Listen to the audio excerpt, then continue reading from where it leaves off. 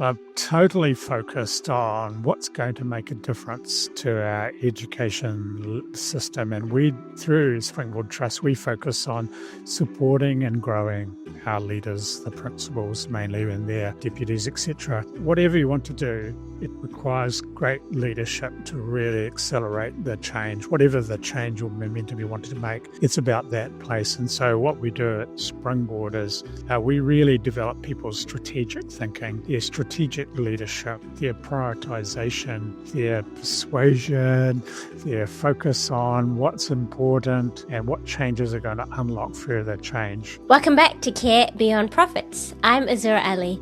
In this episode, I'm so lucky to be joined by Dale Bailey. Dale is the Chief Executive of Te Uru Amokura Springboard Trust. He's working to strengthen the leadership across the education system in New Zealand.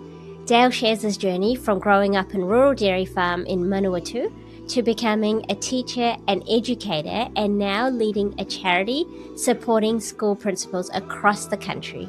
In this episode, we talk about the power of great leadership in schools, why connecting business leaders with educators creates new thinking, and how strong leadership can unlock the change for students across communities. Join me in this thoughtful conversation on creating opportunities for the next generation. If this speaks to you, as always, please like, share, and comment below, and why not subscribe as well? I would love to hear your thoughts. Thank you for your support. Let's get into it. Dale, thank you so much for joining me on the show today. Kia ora, really lovely to be talking to you today.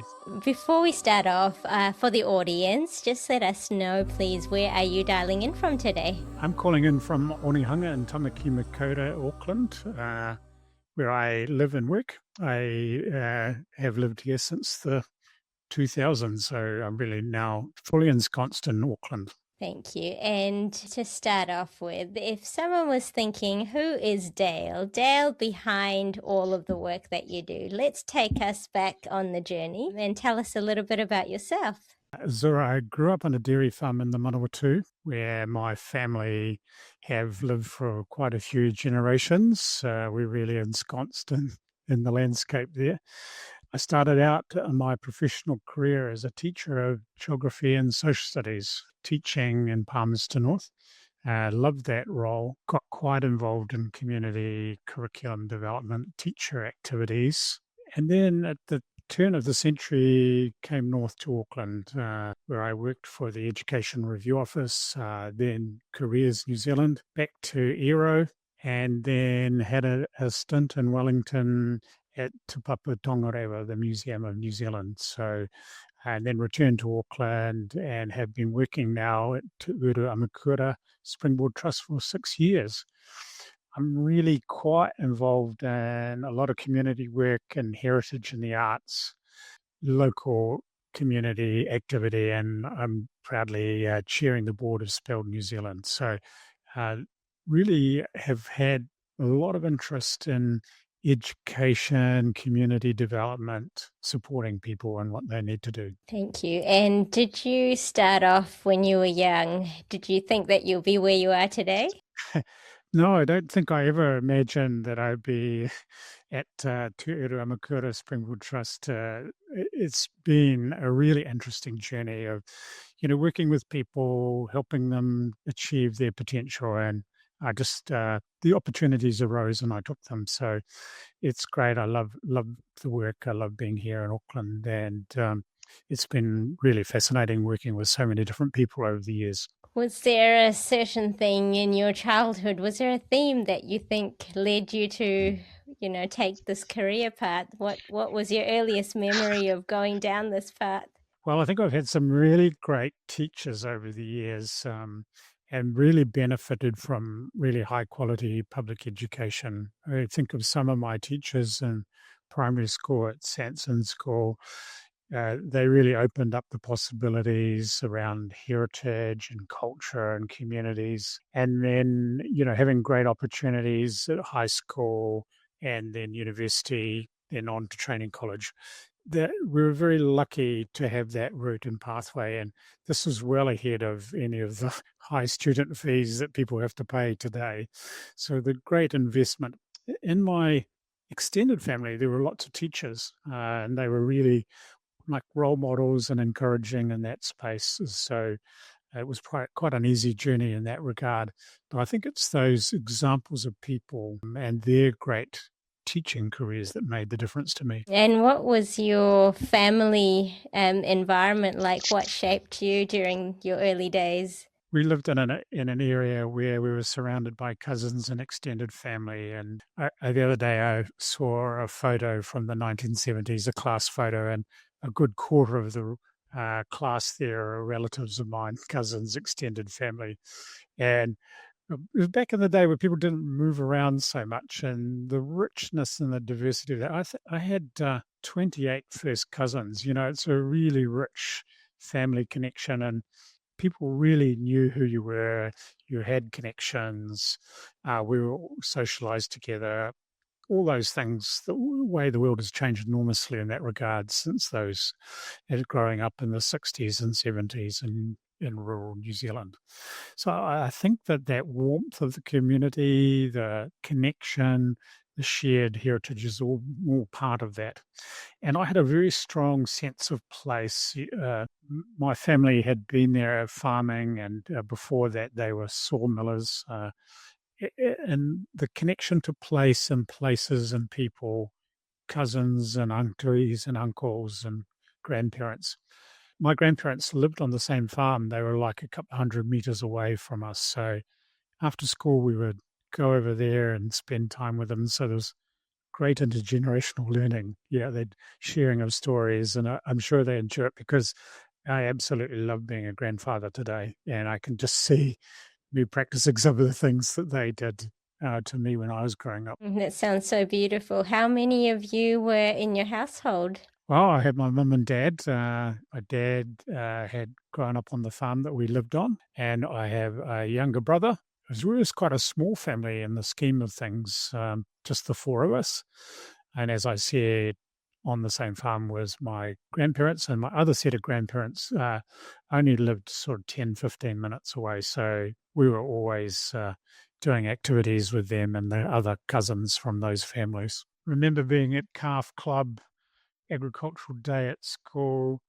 When I was at school, the school celebrated its centennial, so there was a real celebration of history, and we began to become a bit more aware of Māori history in our locality. Yeah, that was a bit of a learning in the 70s, particularly. And it would have been quite a different dynamic back then in terms of cultural acceptance and things, wouldn't it? Absolutely. Yeah, it was certainly New Zealand has changed, the diversity of the nation, the different cultural makeup. But when I look at that photo I mentioned earlier, a third of the class were Māori. And yeah, so it's really interesting to see how New Zealand's changed and evolved. And we have a much more diverse international multicultural society today, and all for the better. Absolutely. In terms of your childhood, was there a certain thing that you remember playing as a child or what you really enjoyed as a child? Well, in contrast to the current generation, we had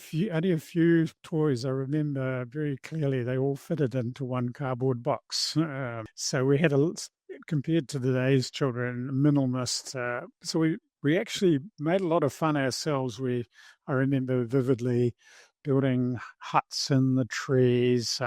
We had a little creek that went along behind our house, and we were forever building dams and chasing eels and doing all sorts of things outside in that park. And we were really, while I was growing up, my dad put a tennis court on the front lawn, so we had a few bashes at that occasionally. Oh, that's so cool that you had a tennis court right in front of you. No, thank you for sharing that, Dale. We've talked a little bit about your childhood. I want to ask you a bit more in terms of some of those lived experiences that you've had that's led to where you are today. So you mentioned to us that, you went down the path of education. Did you know that when you went to university, what you were going to pursue, and how did you navigate that from there? Yeah, well, I had what was called a studentship, which was like a scholarship to become a teacher.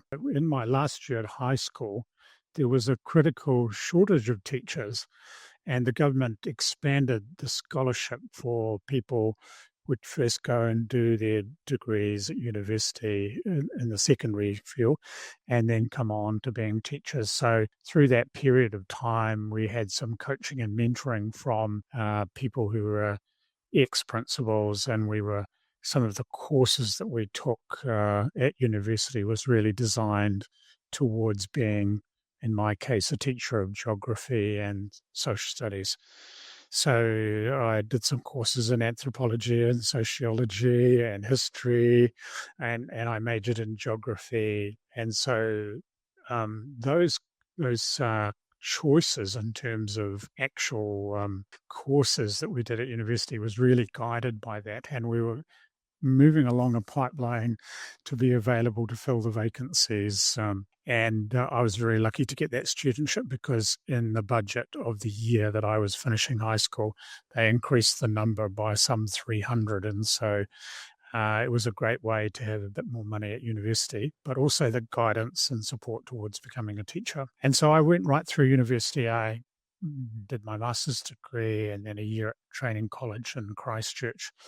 It was always with the point of view of becoming a teacher at high school and, giving back for that scholarship. And at the beginning, there was a sort of a bond, which you're required to do so many years at school. But as soon as I got there, I really loved it. And it was no hesitation. I went right through my career to date has been in education. And your first job, where was that at? It's Aotearoa College in Palmerston North. It's a, co-educational school. It was one of the newest schools in the day. It had only opened a few years before I started there, maybe 10 years. And it was quite liberal, but quite focused, a really mixed community. I loved it there. They were great to work there, great team of teachers. People were focused. In fact, going back to something I've said already, in my very first class that I taught as a teacher, which is now 40 years ago, my first cousin was in that very first class in my geography class. And, and that was like a bit of get used to. And she said to me, it's very hard to not call you Dale. And Mr. Bailey is a bit hard. I said, well, just privately, just call me Dale private. Yeah. And so that shows, was that within your community at that time as well? Yeah. So you were still in your home community. Yeah. So when did you move out of from there, and where did you go from there? Well, I taught at Aotearoa College for 14 years, a long time. Did lots of different roles there. It was great for my learning. He became head of geography. I was in student dean support, ran all sorts of things there, was the curriculum coordinator, and one job I really loved was teacher librarian. I ran the school library, which I just loved because I could buy all the books that I thought were important. And here, this is a blast from the past, Azura. I was responsible for bringing email to the college. The very first email and internet was under my watch as teacher librarian. Oh, that would have been an exciting change. How did people react to that? Well, they were not very experienced at privacy and knowing what people, when they first started trying the email, they wanted to log in as the other person to see if the email had arrived. Yeah. So, but actually, at the very beginning, we had only one computer that was connected to the internet, and the way of the world has changed enormously as a result. But that sense of running a library as the center of information and connection really drove me. I was very lucky to have a scholarship to London for 6 months at the Commonwealth Institute, and I saw in the UK the impact of that communication technology, the internet and the use of email communications. And so when I came back, I really pushed that through to have that. So it seems strange now. Everybody hates email now. It's just for old people, but it just shows you the rapid rate of change that schools have to deal with, that constant. And now, our teachers just grappling with AI and how that is integrated and who knows what that'll be in another 10 years. That's right, and it's a whole new wave of change again, isn't it, with the AI coming? Wow, it's amazing the context of that. And, the young people are embracing it is way quicker than the adults. And I just wonder exactly um, how it'll play out and, how we'll navigate the pitfalls. But, we have in the past, and I think there's a great opportunities there for everybody. Definitely. So from that role then, 14 years there, you worked your way up. And then what pivots did you take from there to where you are today? Well, I was very, very active and involved with the teacher union, the PPTA. I had a lot of union experience, and it taught me a lot about the processes and systems in the education system. And one of the things was that I often visited other schools in our region, and I became so fascinated about the system as a whole, not just the school I was working in. And I got an opportunity to work at the Education Review Office in Auckland, and I took it. It was a big step out because I was leaving the community that I'd grown up on and had meant so much to me. But I did fall in love with somebody, and that was a reason to move to Auckland, and it has played out really well. I really enjoy with my partner Lena. She has added so much to my life, and the connection that we have is really special.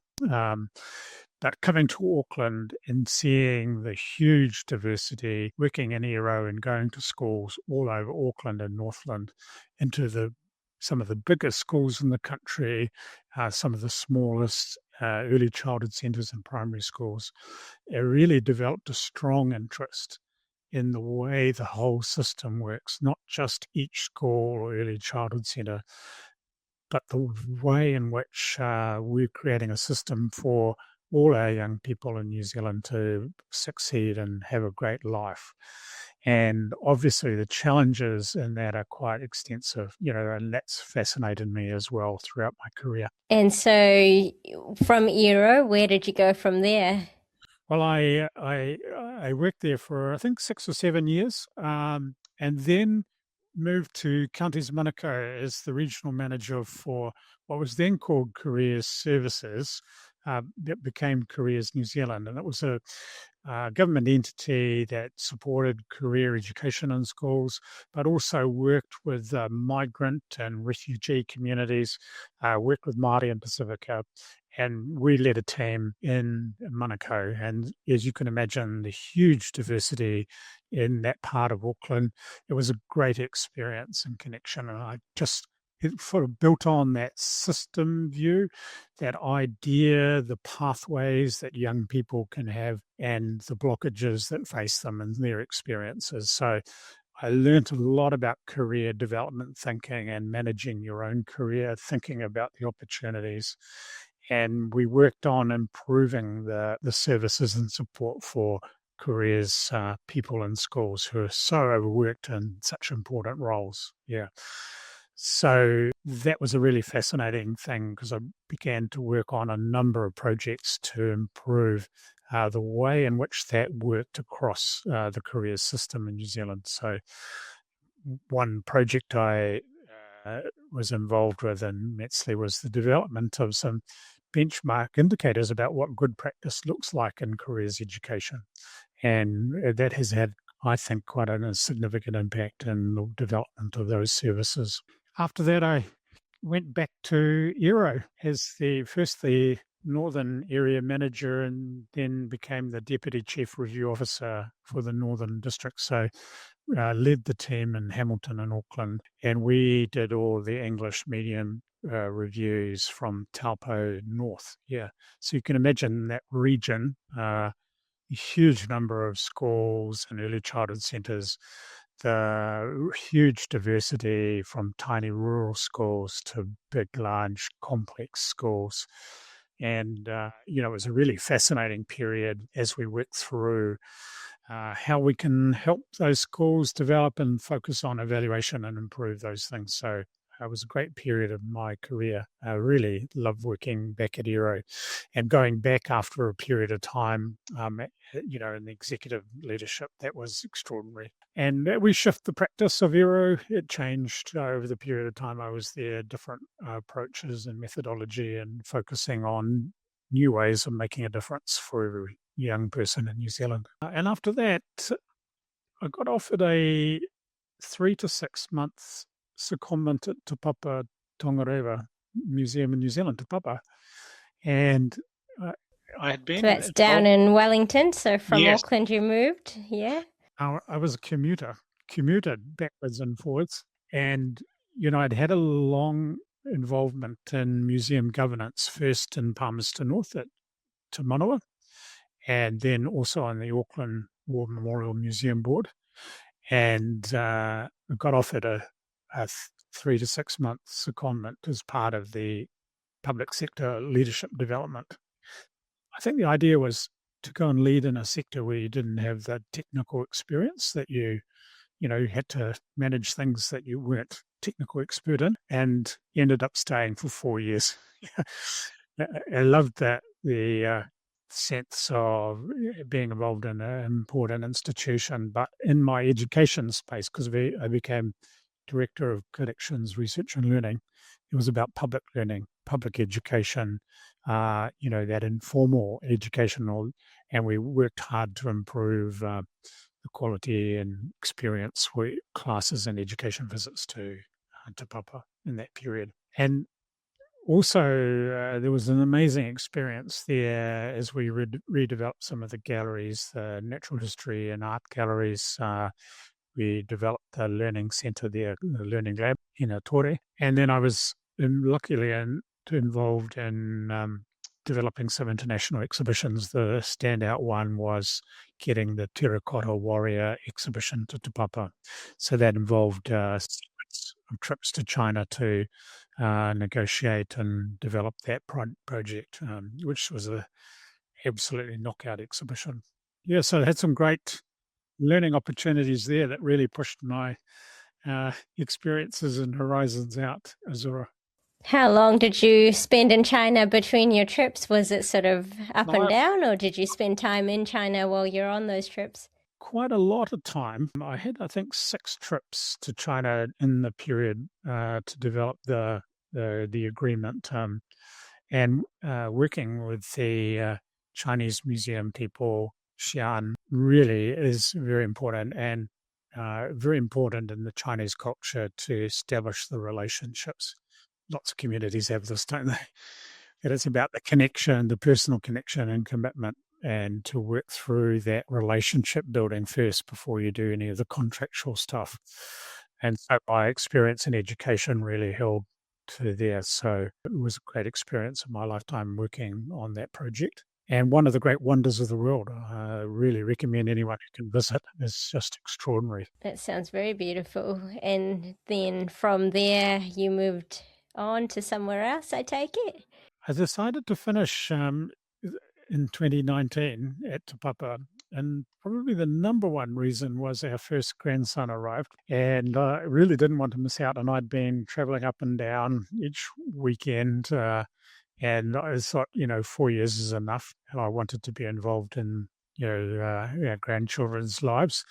And so I came back, I did some contract work, and then the opportunity to come here at Springboard Trust came up at the end of the year. And I had a couple of clients that I was working on work for. And so I said, can I start at the end of February in 2020? And they said, yes, yeah, that's fine.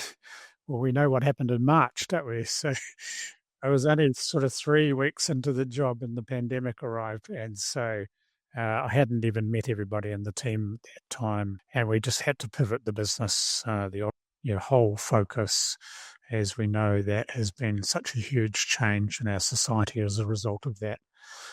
So that was a real leadership challenge as we supported schools and the heavy work they were doing, but also in our own team to, the stresses and tribulations of the pandemic as we all remember. Absolutely. It was quite a chaotic time, let alone moving jobs and trying to establish a new team, isn't it? We all got good at Zoom meetings and video conferencing and communicating remotely and working from home. So new learning and new possibilities. In terms of your role that you're doing now, so what problem do you wake up to solve every day, and why do you do what you do? I'm totally focused on what's going to make a difference to our education system. And we, through Springboard Trust, we focus on supporting and growing our leaders, the principals mainly, and their deputies, etc. So the school leaders, whatever you want to do, it requires great leadership to really accelerate the change, whatever the change or momentum you wanted to make.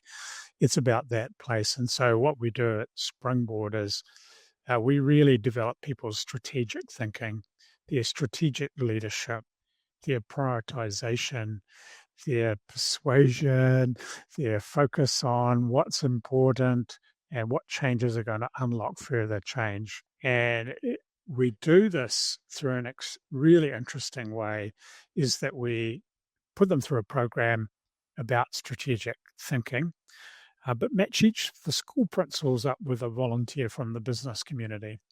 And that dialogue from somebody outside of education, somebody inside it, and in a cohort learning creates this amazing pushing back of horizons and possibilities. And often we are in a real rut in our role and way we think about things, but having somebody who is from outside education asking, well, why can't you do that? Have you ever thought of this? So that kind of naive coaching and counseling, the expression of positive thinking and possibility is hugely impactful. Our principals who do our programs just say it's the best professional learning they've ever done. And they cite this partnership with somebody from the business and corporate world is the really valuable part of the experience. And our business mentors also say those principals haven't learned anywhere near as much as we have. We've learned so much. We've reflected on our own strategy. We've had an experience with a way more diverse community than we do in our businesses. We understand how hard the principal's job is, and also the ability to persuade and lead real values-driven people. Teachers are so values-driven. And so they require lots of consultation and persuasion and focus on the outcomes. And so what we do is like a bridge between New Zealand's corporate community and the education world. Being a good teacher, being a good principal takes so much time and energy that your opportunities to talk to people outside your sector are limited because you're so busy doing the job that you're there to do. And I think one of the great things about what Springboard does is drive a possibility matrix, if you like, opportunities, new thinking. Why do I do the things that I've been doing for the last 5 years or 2 years, whatever? And I think you can see when you look back what we've discussed this afternoon in my career, that community focus, the system focus, how could we really make a huge difference, that all these things have fed into what I do today. So my job is to run a small charity effectively and efficiently and convince people to give us money to do it because, we're certainly, it's not easy job fundraising. There's always a tough gig, but we've got such a great story to tell, and the evidence of our impact is great. So I always enjoy opportunities to talk about it. Thank you. There's a lot of points there that you've conveyed, and I'd love to touch on some of those. So starting with the structure of your charity, do you want to tell us a little bit more about your different funding streams and also how you go about your revenue from, I guess, the teacher courses that you offer as well? Yeah, largely in the whole history of Springboard it's been going nearly 20 years. It's been driven by philanthropic donations and investment. And we've been very fortunate to have a number of long-standing relationships with some really critical funders. The Hugh Green Foundation, the Aotearoa Foundation, the Next Foundation, and the Fletcher Trust. These are all long-serving investment. We also have a couple of private company sponsors that see the value, and they're really important relationships with us. So we do have some private corporate investment, not a huge amount compared to the philanthropic. We're working hard and in near stages hope to have a contract with the Ministry of Education for delivery of a program. So we're very excited about that, as just to be announced shortly. And then we also have some part payment by the school leaders through their school boards for the program. So there's a little bit of user pays there, but a very modest proportion of the total cost. So one of the challenges that I've had over the last 6 years is to try and diversify away from all our eggs in the philanthropic basket. Yeah, and it's not an easy time at the moment. Because money is tight, the cost of living is driving all sorts of decisions, and there is a high need in our community for philanthropic investment. And what we do is longer term. We're hoping that we can lift the quality of the schools in New Zealand over the next couple of decades. And so the immediacy of that creates some questions in people's minds. One of the things that we've really focused on, Azura, is to invest in evaluation so that we know the impact of our work. Recently, we had a Impact Lab social return on investment analysis done. So for every dollar that we spend at Springboard, there's a $5.70 social return on investment based on their analysis. So that's a fabulous return, and it just demonstrates the work that we do and how it makes an impact. That's a great outcome indeed. In terms of the courses that you offer, how long are the commitments for the schools that sign up with you? Well, our flagship project's called the SLPP. We love acronyms here at Springboard. That's Strategic Leadership Program for Principals. And that's a 10-month course. It's 8 half-day sessions and a lot of homework in between. And that runs. It's a big commitment. Yeah, across a calendar year. But we do also have other follow-up courses that can be short as a couple of hours, and some of them are more sustained. There's a range of programs, all designed to drive strategic change in the school. I think, I talked before about the financial investment, but by far and away, the biggest investment is the companies and organizations that allow their people to volunteer for us. So we've got 500 volunteers on our books, and people give so freely of their time and energy. And so while I was describing those sessions for half days, there's so much more learning and exchange going on outside that, where people have phone calls or video calls or coffee catch-ups or calls to a friend who you're going to call kind of deal, so that momentum can last for many years. And so really, you could say that it really lifts New Zealand Inc., yeah, because it's creating those conversations from volunteer to principal, school leaders, and so the influence of that, it is pretty hard to measure. And that $5.70 doesn't count what the volunteers do. Oh, wow. Yeah, so the impact assessment didn't count the volunteer time. In terms of somebody that joins the program, how do you go about matching the mentors with whoever the principals are? What's the process look like? Well, that is the that's the $96 million success factor in itself, is very careful matching. So we do a lot of interviewing on both sides. We talk extensively to the principal.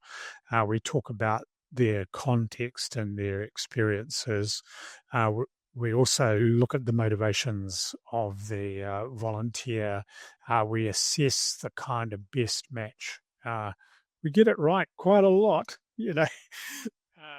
but it's a lot of energy. It's using questionnaires and discussions and focus, and then as a team we think about what will cause the greatest impact and change. So I guess it's not a science; it's more an art form, really. But when that partnership hits off, it makes a huge difference. Yeah. And a number of our principals continue the relationship with that mentor well beyond the session that we set them up for. And do you continuously top up your list of mentors, or how does the process work? Yeah, we're always recruiting more. People do stay for a number of years because they find it so good as a volunteer. Yeah, they really love it, and they feel like they're making a great contribution and they're learning as well. So some of our volunteers have journeyed right through since the very beginning. So, I said we're nearly at 20 years. A couple of our trustees were involved right at the very beginning of our program. But we do like new people, and we're always looking for people who are interested in, so volunteer recruitment is something that we really work on. And it's always, if I'm at a dinner party and someone says to me, "What do you do?" It then quite quickly goes, "Oh, I'd be interested in helping there." So we're very avid users of LinkedIn and Connection, making suggestions to people. And so if anyone who's watching this is interested, contact us, because we're always interested.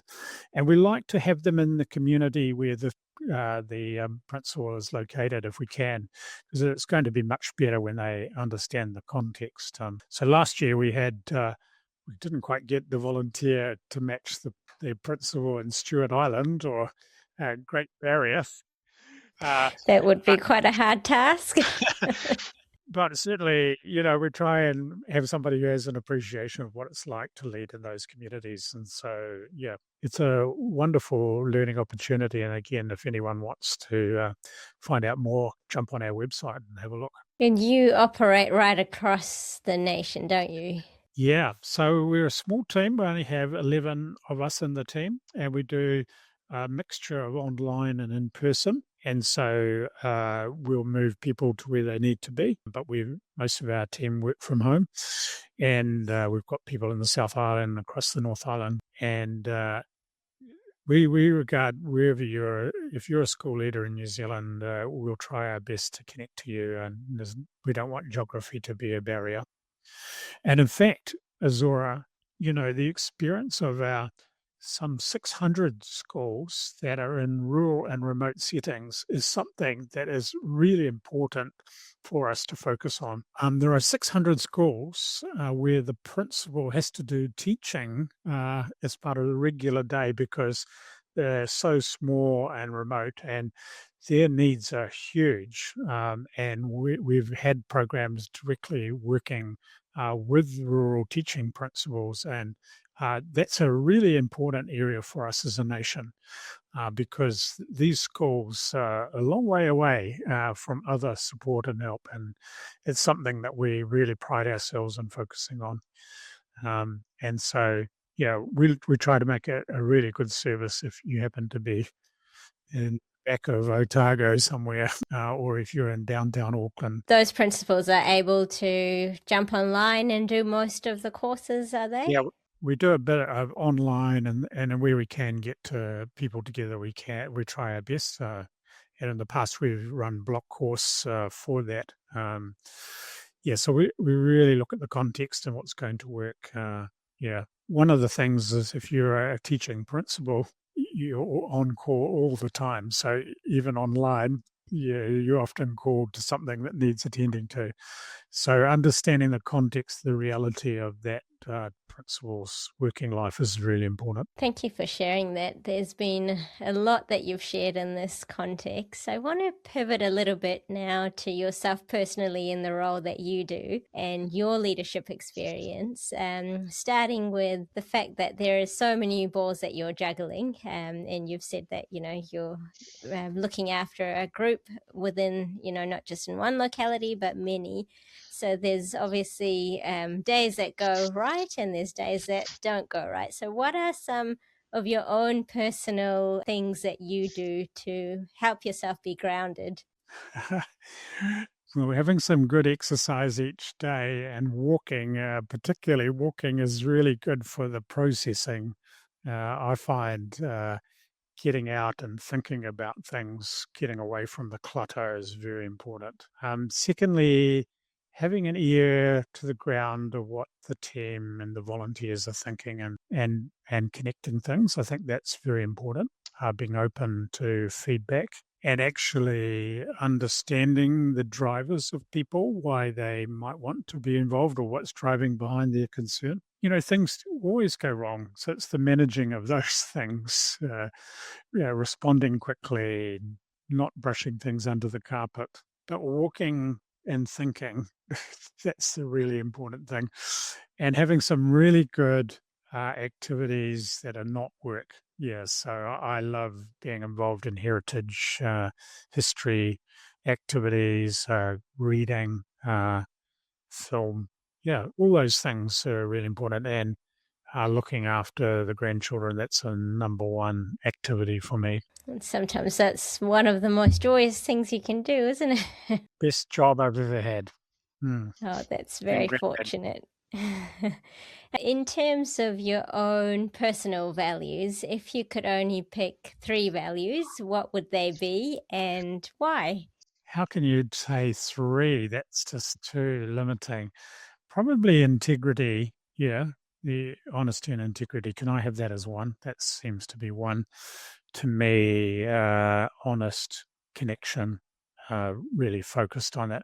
Really, over my career, focusing on what the young people need. What's the outcome for that? Less on what the adults are thinking about what young people could be. I'm a firm believer in social justice and a really deep commitment to public education so that people can have that social mobility based on their efforts and not be held back by what family they were brought into. And I really believe it's very important to have a really highly functioning system in education in New Zealand because it really lifts ourselves. And then I think that the third one I'd choose is love and aroha for all people connecting. Looking what unites us is way more important than what divides us. And, I think one of the joys of my life is being able to travel to many countries and understanding that the cultural context and the experiences of people are very different, but there's something in that heart of love, the sense of family and connection and caring for the places that we live in, that's very important. So I've been a bit tricky there because I've put more values into each concept than you allowed me. No, I love that. It's flown beautifully, so we'll take that. Thank you. I appreciate that. Finally, before we end, I just wanted to ask you one final question. Looking ahead at your own organization and also yourself personally, what lies ahead? What are your big, 2 big next goals? Well, really, I think it's about making Springboard Trust incredibly sustainable and have a long-term future. I really want to see that because I think that the activities that we do, the impact that we could make is hugely important. So I don't want that to fall away. So that's sustainable practice. And then outreach so that every principal who wants to do the course can access it. I think that'd be really important. So I've got 2 goals there to manage it sustainably, but also grow and develop that across. And then to hand it on to somebody else in time, that somebody else can have a go and drive this car. Yeah, because, I won't be on the planet forever. And I really would love to pass it on and really good heart. So for that. And then personal objectives is just to, do better, enjoy life and make a good contribution. And if there's something that needs fixing, I like to fix it. Yeah. So I'm a very progressive person. I don't accept things that need to change. So, I warn my team that I'm always looking for improvement and change. So more of that. Thank you, Dale. And finally, where can people find out about yourself and your organisation? Well, we're well represented on LinkedIn. So, and if you go onto our website, springboardtrust.org.nz, there's a lot of program there. If you don't like LinkedIn, there's also a presence on Facebook. And you can always just send me an email and we'll be in touch. We love chatting about what we do. Thank you so much, Dale. I've really appreciated your discussion today and your stories. Thanks for sharing with us. Thanks for the opportunity. Lovely to talk with you today. Thank you for tuning in. I hope you enjoyed today's conversation and got as much out of it as I did. As always, if this episode speaks to you, please like, share, and subscribe to Care Beyond Profits.